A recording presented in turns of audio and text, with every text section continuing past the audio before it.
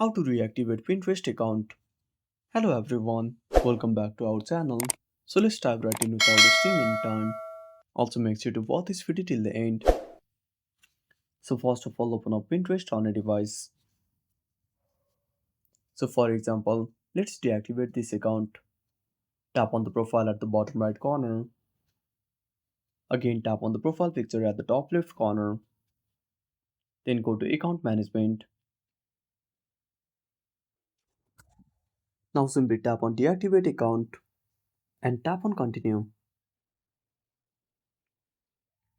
Now to reactivate your account, simply tap on email address.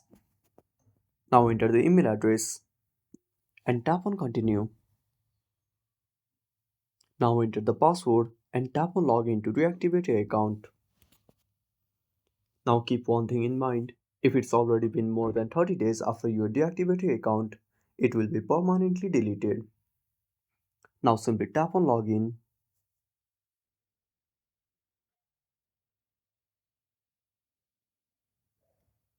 And that's it. Thanks for watching. Make sure to subscribe our channel and hit the bell icon. See you in the next video.